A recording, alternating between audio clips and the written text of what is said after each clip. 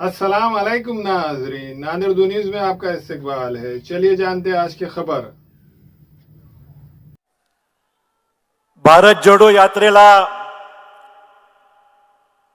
एक जोरदारपणे ज्यांनी कन्याकुमारी पासून 5 राज्य पार करत महाराष्ट्राच्या या शेवटच्या टप्प्यावर आणलेले आहेत आदरणीय राहुल गांधीजी, मंचावर उपस्थित असलेले बघेल साहेब, सर्व काँग्रेसचे ज्येष्ठ नेते, राष्ट्रवादी काँग्रेसचे सर्व आमचे सहकारी, महाविकास आघाडीचे सर्व नेते, उपस्थित पत्रकार बंधू भगिनी आणि सहकारी मित्रांनो, एक प्रचंड जनसमुदायाला या ठिकाणी आपण या ठिकाणी उपस्थित झालेला आहात राहुल गांधीजींना जोरदार समर्थन देण्याकरता आणि त्यांचं स्वागत करण्याकरता।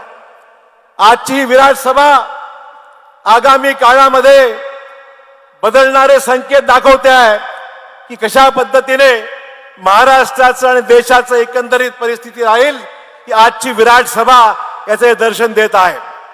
मित्रहो, राहुलजींचं आगमन महाराष्ट्रामध्ये होत असताना नांदेड पासून आज बुलढाण्यामध्ये आणि बुलढाण्यापासून नंतर मध्य प्रदेशमध्ये जाण्याचा जो काही त्यांचा आजचा हा प्रवास राहिलेला आहे, जागोजागी जोरदारपणे लोकांनी समर्थन दिलं।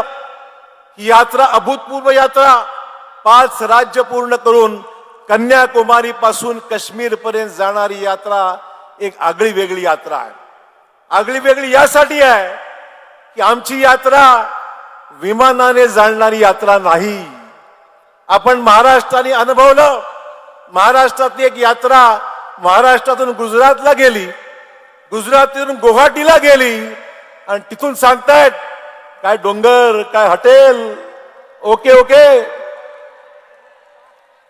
पण महाराष्ट्रामध्ये देशामध्ये सर्व ओके नाहीये आणि म्हणून राहुलजींच्या नेतृत्वाखाली गजानन महाराजांचा आशीर्वाद घेऊन, या पुण्यभूमीतून आशीर्वाद घेऊन राहुलजी आज पुढे जाणार आहेत आणि खंबीरपणे या देशाचे प्रश्न, या देशाच्या समस्या, एक डायरेक्ट डायलॉग, सामान्य माणसाचे प्रश्न समजून घेण्याचं काम, एक डायरेक्ट डायलॉग लोकांशी स्थापन करण्याचं काम आणि त्यातून देशाला दिशा देण्याचं काम राहुल गांधी या निमित्ताने निश्चित साध्य करणार आहेत, या बाबतीमध्ये अजिबात शंका नाही आहे।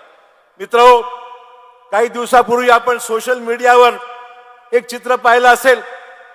एक माता आपल्या मुलीला घेऊन, 4 वर्षाला बाळाला घेऊन राणी लक्ष्मीबाई प्रमाणे आपल्या पोटावर मुलाला घेऊन पुढे चाललेली आहे। तिच्याबरोबर संपूर्ण तिचं कुटुंब आहे आणि हे कष्टाचे संकेत आहेत।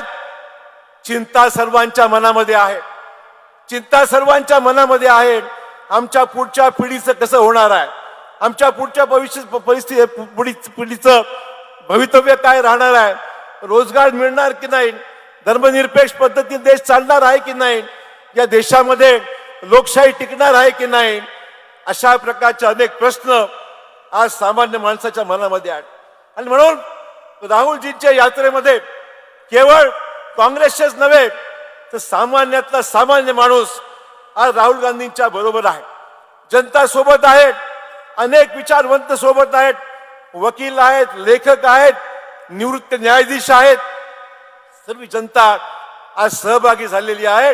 या देशातली लोकशाही अबाधित राहावी, या देशामध्ये प्रश्न मार्गी लागावेत आणि या देशाला लोकशाहीच्या मार्गाने आपण पुढे नेलं पाहिजे, या भूमिकेतून आज जनता मजबूतीने राहुल गांधींच्या मागे आज मित्र उभी राहिलेली आहे।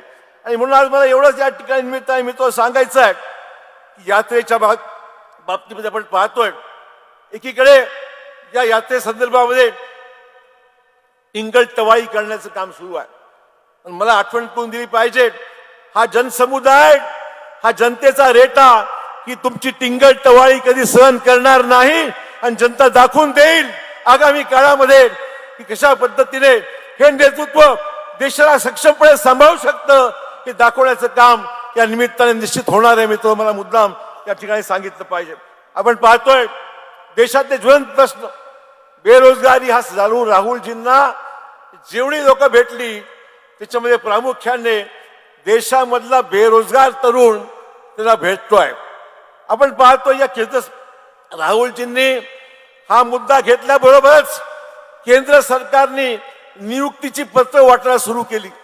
मला सांगा, कधी घडलं होतं की एका राजकीय पक्षाच्या लोकांनी नियुक्तीची पत्र ही देण्याच्या बाबतीमध्ये असं कधी जाहीर प्रदर्शन केलं होतं? कधी नव्हतं. आज राहुल गांधींनी हा प्रश्न उचलल्याबरोबर केंद्राला जाग आली, राज्याला जाग आली. ठीक आहे, आनंदाची गोष्ट आहे, बिलकुल जागा भरल्या पाहिजेत. पण खऱ्या अर्थाने बेरोजगारीचा प्रश्न आपण पाहतोय की ऑक्टोबर महिन्यामध्ये 7.8% बेरोजगारी देशातली गेली आणि अनेक नवीन प्रश्न देशासमोर आहे. जीएसटी हा मोठा प्रश्न आहे, महागाई मोठा प्रश्न आहे.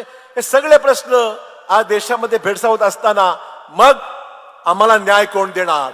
आम्हाला न्याय कोणी देणार असेल तर राहुल गांधींच्या समर्थनार्थ ही सगळे जनसमुदाय या ठिकाणी जो आलेला आहे राहुलजींच्या मागे भक्कमपणे उभं राहील आणि देश एकोप्याने आपले सर्व साध्य करण्याकरता एकजुटीने काम करेल अशी अपेक्षा करतो. आपली रजा घेतो. जय हिंद, जय महाराष्ट्र. हमारे यहाँ फर्नीचर, पलंग, सिंगारदान, सोफा सेट, अलमारी, डाइनिंग टेबल, कंप्यूटर टेबल और दीगर कंपनियों के फर्नीचर दस्तयाब है. Proprietor Maulana Mohammad Shabbir Ahmad Sahab, deluxe furniture mall and home appliances, fruit market के सामने, मालटेकरी रोड, कामठा, नांदेड़. हमेला ख़वातीन और औरतों के दिगर अमराज, बांझपन के इलाज के लिए, फैमिली प्लानिंग की मशवरात के लिए, बेहतरीन आलात की सहूलत में, नॉर्मल और ऑपरेशन से बच्चों की पैदाइश के लिए और ज़चगी के साथ साथ औरतों के दिगर अमराज के इलाज के लिए खुसूसी नज़्म केरला के मल्टी स्पेशलिटी और गवर्नमेंट हॉस्पिटल के तजुर्बेकार डॉक्टर खान सारा नुदरत, मावीन maternity and nursing home, Chawalwala complex, SBI bank के ऊपर, देगलू नाका, नांदेड़. अस्सलाम वालेकुम, मैं इमरान खान. हमें उम्मीद है कि आपको हमारा चैनल अच्छा लगता होगा.